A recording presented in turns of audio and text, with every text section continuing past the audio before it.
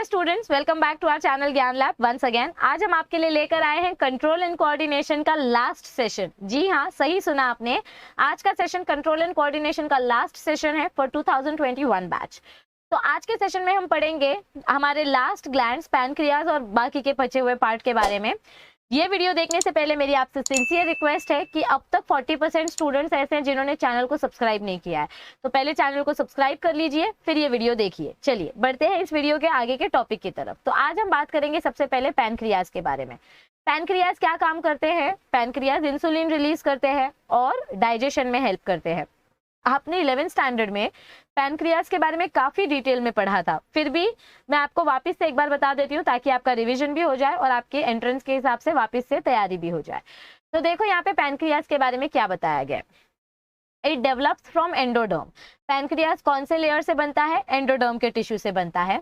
It is both exocrine and endocrine gland. Exocrine मतलब क्या होता है? आपका डक्ट वाला ग्लैंड, और एंडोक्राइन मतलब क्या होता है? Ductless gland. ओके, तो ये पैनक्रियाज जो होते हैं ये दोनों पार्ट रोल प्ले करते हैं, एंडोक्राइन का भी और एक्सोक्राइन का भी। देखो इसके एंडोक्राइन वाला पार्ट कौन सा रोल प्ले करता है? The endocrine cells of pancreas form groups of cells called islets of Langerhans. आप इसको आइसलेट भी बोल सकते हो या आइलेट भी बोल सकते हो, और यहाँ पे आर आएगा। यहाँ पे स्पेलिंग रॉन्ग दी गई है, देखो ये करेक्ट स्पेलिंग है, ये करेक्ट स्पेलिंग है, ये रॉन्ग स्पेलिंग है, तो यहाँ पे आर डाल दो। तो क्या बोला गया है हमको यहाँ पे? पैनक्रियाज दो अलग अलग टाइप का रोल प्ले करते हैं, endocrine as well as exocrine. जो एंडोक्राइन वाला पार्ट है पैनक्रियाज का, उन सेल्स को हम बोलते हैं आइलेट्स ऑफ लैंगरहैंस। तो there are 4 kinds of cells in islets of Langerhans. Islet of Langerhans मतलब क्या होता है? बहुत अलग अलग सेल्स का एक समाज। ओके, तो 4 अलग अलग सेल्स मिलके आइलेट ऑफ लैंगरहैंस बनाते हैं, और ये 4 अलग अलग सेल्स अलग अलग हार्मोन सेक्रेट करते हैं। तो चलिए बढ़ते हैं और देखते हैं कौन से हार्मोन्स बनते हैं आइलेट ऑफ लैंगरहैंस से। तो सबसे पहला सेल होता है अल्फा सेल, दूसरा सेल होता है बीटा सेल, तीसरा सेल होता है डेल्टा सेल, और चौथा सेल होता है एफ सेल या पीपी सेल। हर एक सेल का क्या फंक्शन है? Let us try to understand. तो देखो यहाँ पे क्या बताया गया है हमको, अल्फा सेल्स का क्या फंक्शन बताया गया है। Alpha cell secretes glucagon. Alpha cell क्या सेक्रीट करते हैं? ग्लूकागॉन। ग्लूकागॉन कब रिलीज होती है? जब आपके ब्लड में शुगर का लेवल कम हो जाता है। जब आपके ब्लड में शुगर का लेवल कम हो जाता है तो आपके ब्लड में ग्लूकागॉन रिलीज होता है। ग्लूकागॉन कहाँ से आता है? आपके पैनक्रियाज के अल्फा सेल से। कहाँ से आता है? अल्फा सेल से। फिर सेकेंड रोल होता है बीटा सेल का। बीटा सेल्स क्या रिलीज करते हैं? इंसुलिन। इंसुलिन कब रिलीज होता है? जब आपके ब्लड में शुगर की लेवल ज्यादा हो जाती है तो आपका बीटा सेल एक्टिवेट होता है और वो इंसुलिन सेक्रीट करता है। फिर थर्ड सेल्स कौन से हैं? Delta sales. Delta sales release करते हैं सोमैटोस्टैटिन। सोमैटोस्टैटिन का काम क्या होता है?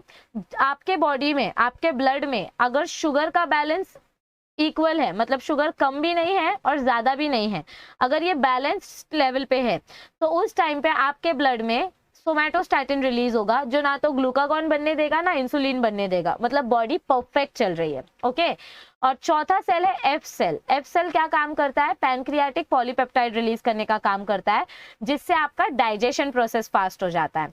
तो ये 4 अलग अलग सेल्स हैं आपके आइलेट्स ऑफ लैंगरहैंस के। तो चलिए आगे देखते हैं क्या बताया गया है हर एक टाइप के सेल के बारे में। ये देखो, ये जो पीछे एक्सोक्राइन के पैनक्रियाज के सेल्स हैं, इनको हम एसिनार सेल्स बोलते हैं, जो डक्ट वाले सेल्स होते हैं। ये डक्ट वाले सेल्स हमारे आइलेट के जो हार्मोन्स हैं, उन हार्मोन्स को ब्लड के दूर दूर तक पार्ट तक पहुंचाने का काम करते हैं। इनका इतना ज्यादा इंपॉर्टेंट रोल नहीं बताया गया है आपको, तो आप इस पे इतना ज्यादा फोकस ना देंगे तो भी चलेगा। तो देखो आगे हम पहले पढ़ेंगे अल्फा सेल के बारे में। Alpha cells constitute 20% of the pancreas. मतलब आपके आइलेट ऑफ लैंगरहैंस का 20% पार्ट अल्फा सेल से बनता है। अल्फा सेल का काम होता है ग्लूकागॉन रिलीज करना। ग्लूकागॉन से ग्लूकोज मिलता है। ग्लूकागॉन से क्या मिलता है? ग्लूकोज मिलता है, और ग्लूकोज से एनर्जी मिलती है। तो ये ग्लूकागॉन कहाँ से आता है? ये ग्लूकागॉन हार्मोन आपके लिवर में जाके जो आपका स्टोर्ड ग्लाइकोजन है, आपके लिवर में क्या स्टोर होता है? ग्लाइकोजन स्टोर होता है। Glycogen is nothing but complex polysaccharide. तो ये जो ग्लूकागॉन हार्मोन रिलीज हुआ है, ये ग्लूकागॉन हार्मोन लिवर में जाएगा और लिवर में जाके ग्लाइकोजन को ब्रेक कर देगा। तो ग्लाइकोजन को जब हम ब्रेक करते हैं तो उस प्रोसेस को हम बोलते हैं ग्लूकोजेनोलिसिस या glycogenolysis to increase blood glucose level. मतलब ब्लड में ग्लूकोज की मात्रा कम होने पर ग्लूकागॉन हार्मोन रिलीज हो रहा है ताकि ग्लूकोज बन सके। अगर ब्लड में ग्लूकोज की मात्रा ज्यादा है तो आपके पैनक्रियाज से इंसुलिन रिलीज होगा। आपके पैनक्रियाज में जो बीटा सेल्स होते हैं वो 70% पार्ट कंट्रीब्यूट करते हैं और वो लिवर को स्टिमुलेट करते हैं ताकि लिवर ज्यादा से ज्यादा ग्लूकोज जमा करके ग्लाइकोजन बना ले। मतलब जब ग्लूकोज कम है तो ग्लाइकोजन को ब्रेक करेंगे, जब ग्लूकोज ज्यादा हो जाएगा तो ग्लाइकोजन को फॉर्म करेंगे। ओके, तो this louvers blood glucose level. तो इंसुलिन क्या करता है, ब्लड के ग्लूकोज को पकड़ के लिवर को दे देता है कि अब तुम संभालो इसको, ये ब्लड में ऐसे ही घूम रहा था। तो आपका लिवर उस ग्लूकोज को पकड़ के ग्लाइकोजन बना लेता है और फूड स्टोर हो जाता है। ओके, फिर थर्ड फंक्शन आता है आपके डेल्टा सेल्स का। Delta cells constitute about 5% of the pancreas and they secrete somatostatin hormone. Somatostatin hormone का काम होता है to inhibit the secretion of glucagon and insulin. ना तो ग्लूकागोन बनाना ना तो इंसुलिन बनाना, मतलब सोमैटोस्टेटिन रिलीज हो गया है। It also decreases gastric secretions, motility and absorption in digestive tract. लेकिन इसका एक ये डिसएडवांटेज भी है कि आपके डाइजेशन प्रोसेस को थोड़ा स्लो कर देता है। क्यों स्लो कर देता है, ताकि जब आप सो रहे हो तो मतलब सो रहे हो या फिर आप फास्टिंग सिचुएशन में हो तो आपकी बॉडी में जो एनर्जी है वो एनर्जी थोड़े टाइम तक स्टोर रहे, इसीलिए मेटाबॉलिज्म थोड़ा स्लो हो जाता है। और फिर आता है आपका पीपी सेल्स या एफ सेल्स जिसको आप बोल सकते हैं। एफ सेल्स भी 5% कंट्रीब्यूट करता है आपके पैनक्रियाज में और ये इसका रोल है पैनक्रियाटिक पॉलीपेप्टाइड बनाना। पैनक्रियाटिक पॉलीपेप्टाइड का क्या रोल होता है, it inhibits the release of pancreatic juice. ये पैनक्रियाटिक जूस इनहिबिट करेगा यानी डाइजेशन प्रोसेस को स्टॉप करेगा। यहाँ पे मैंने आपको क्या बोला, इट सिक्रीट्स पैनक्रियाटिक पॉलीपेप्टाइड, और मैंने गलती से यहाँ पे बोल दिया कि डाइजेशन फास्ट होता है, पर यहाँ डाइजेशन फास्ट नहीं होता है, यहाँ पे डाइजेशन स्लो होता है एफ सेल्स की मदद से, यानी उपवास वाली सिचुएशन में। Okay, all right. तो अब देखो पैनक्रियाज के वजह से कौन सा डिसऑर्डर होता है, कौन से हार्मोन से कौन सा डिसऑर्डर होता है। डायबिटीज मेलिटस एक सबसे वर्ल्ड फेमस और पूरी दुनिया में बहुत ज्यादा मेजोरिटी में ये बीमारी फैली हुई है, डायबिटीज मेलिटस यानी शुगर वाली डायबिटीज। इसको हम हाइपरग्लाइसेमिया भी बोलते हैं। This is the most common metabolic endocrine disorder of pancreas. ये बहुत कॉमन डिसऑर्डर है। It leads to increase in blood glucose level. इस डिसऑर्डर की वजह से क्या होता है, आपके ब्लड में ग्लूकोज की मात्रा बहुत बहुत बहुत ज्यादा बढ़ जाती है क्योंकि इंसुलिन प्रोड्यूस नहीं होता है। This is due to under activity of beta cells. देखो इंसुलिन बनाना किसका काम था, बीटा सेल्स का था। अगर बीटा सेल्स इंसुलिन बनाना रोक देंगे तो ग्लूकोज तो मजे में घूमता रहेगा, ग्लूकोज को कोई नहीं पकड़ेगा, क्योंकि इंसुलिन क्या करता है, इंसुलिन ग्लूकोज को पकड़ के लिवर को दे देता है। लेकिन इंसुलिन आ ही नहीं रहा है तो ग्लूकोज मजे में घूम रहा है और जिसकी वजह से आपको डायबिटीज हो जाता है। So it occurs due to the underactivity of beta cells which results in reduced secretion of insulin। मतलब आपके ब्लड में बहुत इंसुलिन कम होने के वजह से ब्लड ग्लूकोज लेवल बढ़ जाता है। In children, such a condition is called insulin dependent diabetes mellitus type 1 IDDM। अगर बच्चों में ऐसी टाइप की डायबिटीज हुई तो उनको टाइप 1 डायबिटीज बोली जाती है। The other form of diabetes is non insulin dependent, जिनका इंसुलिन से कुछ लेना देना नहीं होता है, उसको हम बोलते हैं टाइप 2 डायबिटीज। टाइप 2 डायबिटीज में क्या होता है, it is caused due to the failure of insulin to facilitate the movement of glucose into the liver cells. मतलब टाइप 2 वाली सिचुएशन में इंसुलिन बनती है लेकिन वो इंसुलिन किसी काम की नहीं होती है, वो बन रही है लेकिन वो ब्लड सेल्स को पकड़ के लिवर को दे ही नहीं पा रही है, ब्लड सेल्स उसको चकमा देके भाग जा रहे हैं। तो ऐसी इंसुलिन किस काम की, तो ये टाइप 2 की डायबिटीज होती है जिसमें इंसुलिन भी बन रही है but useless. Okay, reduced sensitivity to insulin is called insulin resistance. तो ये जो टाइप 2 डायबिटीज होता है, ये टाइप 2 डायबिटीज में क्या हो जाता है, आपके जो शुगर लेवल है, आपका जो ग्लूकोज सेल्स है वो इंटेलिजेंट है, वो इंसुलिन को चकमा देके भाग जाता है, वो इंसुलिन का उसके ऊपर कुछ फर्क नहीं पड़ता है। तो ऐसे सेल्स को हम बोलते हैं इंसुलिन रेजिस्टेंट। क्या बोलते हैं, इंसुलिन रेजिस्टेंट। तो ये था आपका एक डिसऑर्डर। और ये जो दोनों टाइप 1 डायबिटीज और टाइप 2 डायबिटीज है, दोनों में क्या देखा जाता है, in both the disorders blood glucose level increases. दोनों, इंसुलिन नहीं बनेगा तो भी ब्लड ग्लूकोज बढ़ेगा, इंसुलिन बन रहा है पर किसी काम का नहीं है तो भी ब्लड ग्लूकोज बढ़ रहा है। Some of the glucose is excreted in urine, इसीलिए डायबिटीज पेशेंट का पहले यूरिन सैंपल टेस्ट किया जाता है। अगर किडनी ने ग्लूकोज फिल्टर नहीं किया, मतलब ब्लड में ग्लूकोज बहुत ज्यादा है, इस वजह से वो यूरिन में दिखाई दे रहा है। It also causes excessive urination and dehydration of body tissues. बहुत ज्यादा ग्लूकोज स्टोर होने की वजह से भी आपकी बॉडी में बहुत ज्यादा यूरिनेशन प्रोसेस देखा जाता है due to less reabsorption of the water and glucose, और इसके वजह से ज्यादा यूरिन लगती है। ज्यादा यूरिन लगती है तो बॉडी डिहाइड्रेट हो जाती है, एकदम प्यास लगने लगती है। Degradation of fats increases formation of ketone bodies, और इसी की वजह से क्या होता है, आपकी बॉडी में जो स्टोर्ड शुगर है यानी कीटोन जो स्टोर है वो कीटोस शुगर्स भी अब ब्रेक डाउन होने लगेंगे, जिसके वजह से ज्यादा ब्लड में शुगर बढ़ने लगेगा। तो अगर आपको इसको कंट्रोल करना है तो आपको क्या करना पड़ेगा, आपको इंसुलिन एडमिनिस्ट्रेट करना पड़ेगा। एडमिनिस्ट्रेशन यानी कि इंजेक्ट करना। तो आप अगर इंसुलिन को इंजेक्ट कर दोगे अपने ब्लड में तो उसकी वजह से आपका ब्लड ग्लूकोज लेवल लोअर हो जाएगा। तो ये एक्सट्रीम केसेस के डायबिटीज पेशेंट्स में देखा जाता है। ओके, अब हम पढ़ते हैं नेक्स्ट हार्मोन्स यानी कि गोनैड, नेक्स्ट ऑर्गन गोनैड्स जो अलग अलग हार्मोन्स बनाते हैं। गोनैड्स मतलब क्या होता है, सेक्स ऑर्गन। और आप माहिर हो गए हो अब इस टॉपिक में कि सेक्स ऑर्गन से कौन से हार्मोन बनते हैं। सबसे पहले देखेंगे ovaries. Ovaries female reproductive system का पार्ट है। तो ओवरीज कौन से हार्मोन बनाती है, ईस्ट्रोजन एंड प्रोजेस्टेरॉन। ईस्ट्रोजन का फंक्शन क्या है, these are secreted by developing follicle, यानी कि आपके ओवेरियन फॉलिकल से ये डेवलप होता है। ईस्ट्राडायोल इज द मेन ईस्ट्रोजन। यहाँ पे अगर आपने ओ नहीं लिखा तो भी चलेगा, ये ओ लिखा तो भी चलेगा, ओ नहीं लिखा तो भी चलेगा। It is responsible for secondary sexual characters in females. तो फीमेल्स का ब्रेस्ट डेवलपमेंट, उनके बॉडी में हेयर मतलब अंडर आर्म्स में प्यूबिक रीजन में हेयर ग्रोथ होना, ये सारे के सारे सेकेंडरी सेक्सुअल कैरेक्टर्स है। फिर बारी आती है प्रोजेस्ट्रॉन की। प्रोजेस्ट्रॉन को हम प्रेगनेंसी हार्मोन भी बोलते हैं। तो it is secreted bye corpus luteum of ovary after ovulation. एक बार ग्राफियन फॉलिकल से जब ओवम निकल जाता है तो कॉर्पस ल्यूटियम बनता है और कॉर्पस ल्यूटियम में आपका प्रोजेस्ट्रॉन हार्मोन बनता है। This hormone is essential for thickening of uterine endometrium. देखो ये आपका यूटरस है जहाँ पे आपका फीटस डेवलप होने वाला है। तो आपका यूटेरिन का वॉल थिक होना जरूरी है क्योंकि फीटस को जो नरिशमेंट लगेगा वो यूटरस से ही उसको मिलेगा। तो प्रोजेस्ट्रॉन हार्मोन यूटरस की वॉल को थिक करने में हेल्प करता है। Thus preparing the uterus for implantation of fertilized ovum। मतलब fertilized ovum को एक घर देने की रिस्पॉन्सिबिलिटी होती है प्रोजेस्टेरॉन की। Okay, it is responsible for development of memory glands during pregnancy. Females का जो मैमरी ग्लैंड होता है, जो ब्रेस्ट होता है, उनके अंदर जो मिल्क प्रोडक्शन वगैरह स्टार्ट होता है वो प्रोजेस्टेरॉन और ऑक्सीटोसिन हार्मोन की वजह से होता है। It inhibits यूटेरिन contractions during pregnancy.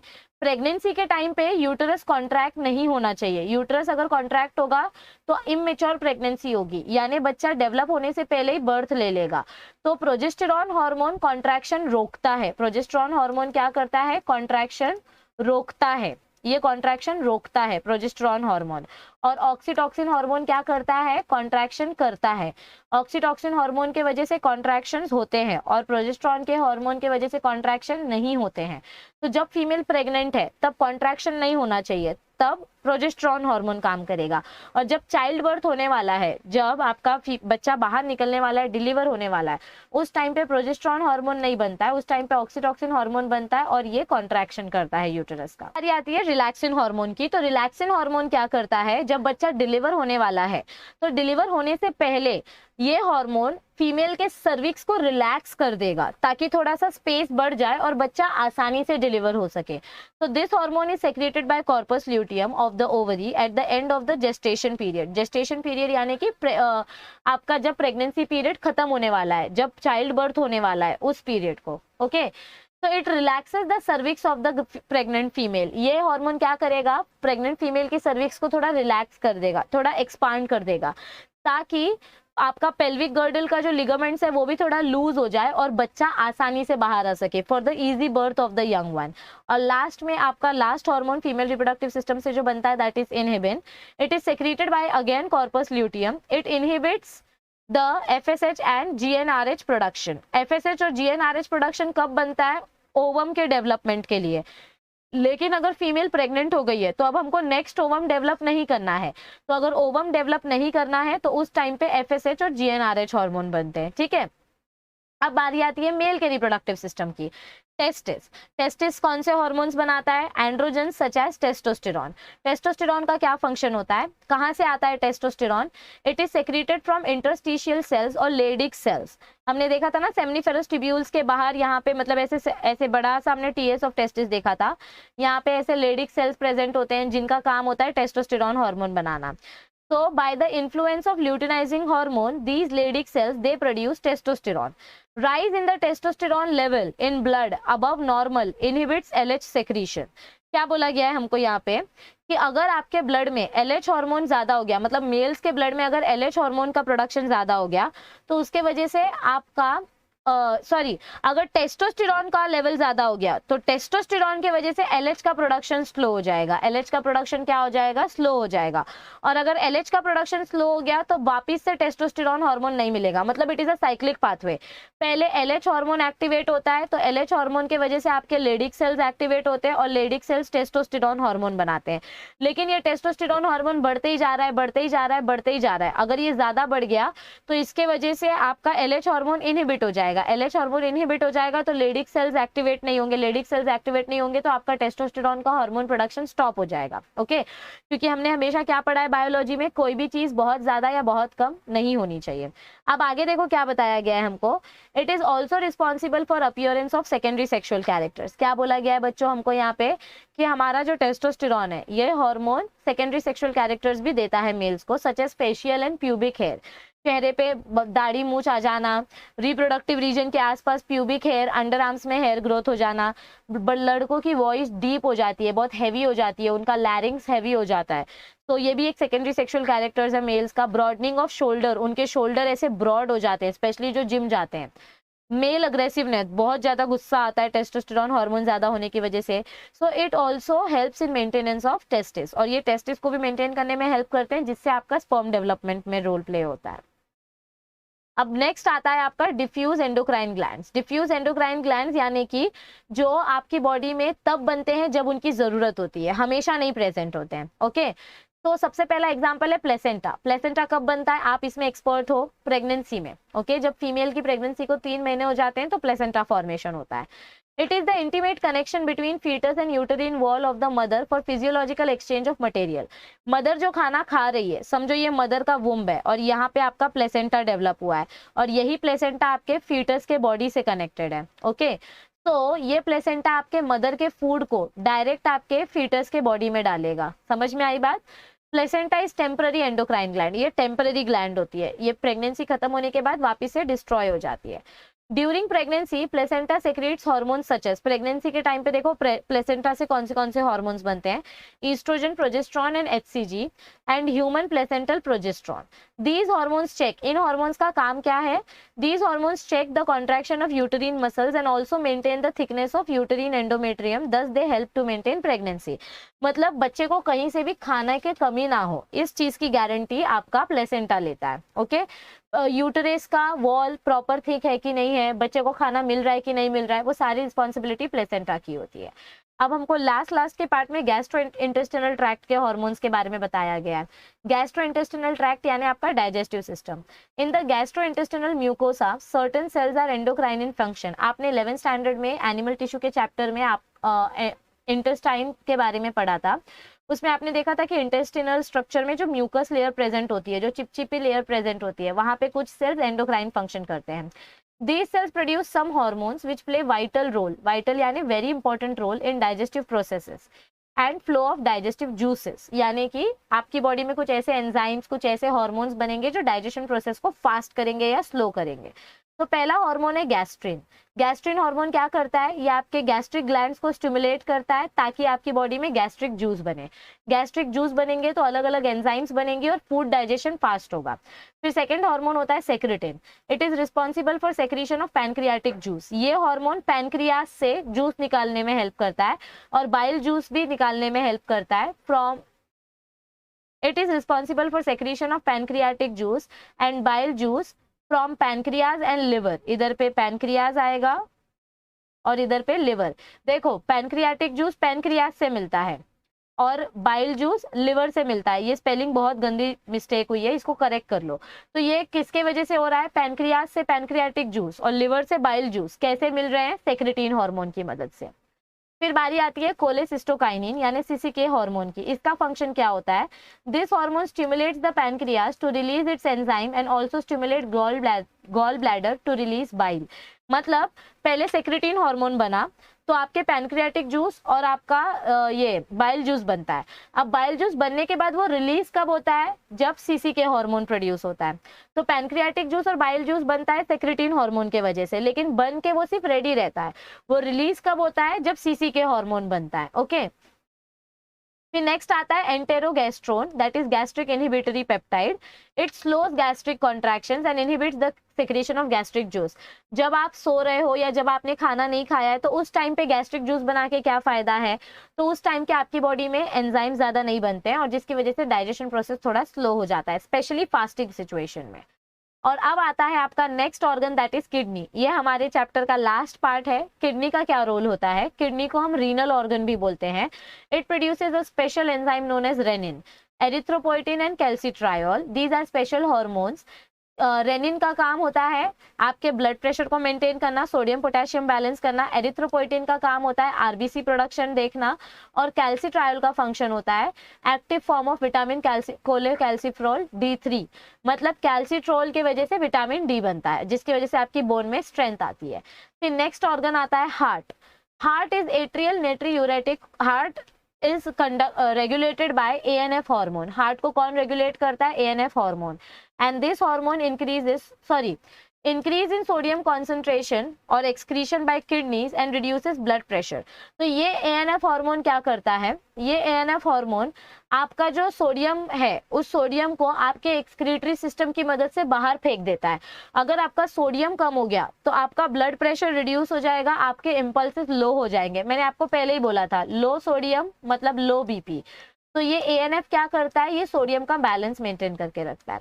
और लास्ट में आता है हार्मोन थेरेपी। हार्मोन थेरेपी यानी कि अगर किसी की बॉडी में कोई हार्मोन नहीं बन रहा है तो उनको आर्टिफिशियली वो हार्मोन इंजेक्ट करके देना ताकि उनकी बॉडी की कमियां पूरी हो सकें। तो hormone therapy is the use of hormones in medical treatment.